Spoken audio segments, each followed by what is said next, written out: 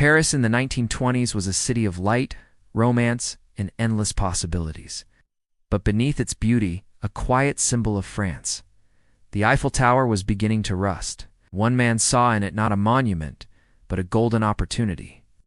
His name was Victor Lustig, and he would go down in history as the man who sold the Eiffel Tower. Twice, Victor wasn't your typical con man. Born in Austria-Hungary in 1890, he was fluent in 5 languages. He's charming, elegant, and impossibly persuasive.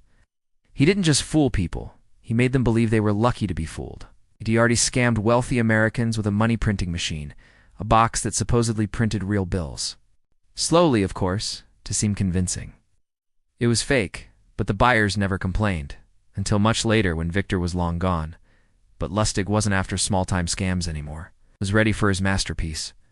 In 1925, the Eiffel Tower was falling apart. Newspapers were filled with speculation. Should it be repaired or dismantled? Victor smelled opportunity. He forged government documents, assumed the identity of a senior French official, and called for a confidential meeting of Paris's wealthiest scrap metal dealers. The meeting took place at the lavish Hotel de Crillon. Victor, dressed impeccably, speaking with the polish of a diplomat, told them that the government had quietly decided to sell the Eiffel Tower for scrap, and they were selected to bid on it. One man, Poisson, was eager to prove himself in elite business circles. Nervous but excited, he offered a massive bribe to secure the deal. Victor took the money and disappeared. Days passed, then weeks. When Poisson realized he'd been conned, he was too embarrassed to go to the police. Reporting it would mean admitting he'd tried to buy the Eiffel Tower in secret.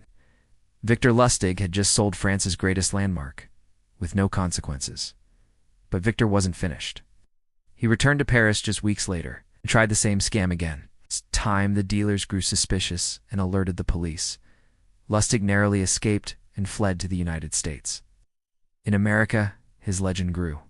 He ran dozens of scams, including counterfeiting U.S. currency so well it drew the attention of the Secret Service. Eventually, he was betrayed by a jealous lover and captured in 1935. His charisma even impressed the agents who arrested him. Spent the rest of his life in Alcatraz, where guards said he remained calm, polite, and strangely admired. Victor Lustig died in prison in 1947. On his death certificate, under occupation, it read simply, "Apprentice salesman." Oh. They say the best scams work because we want to believe. And no one made people believe quite like Victor Lustig. After all, how many men can say they sold the Eiffel Tower? Twice.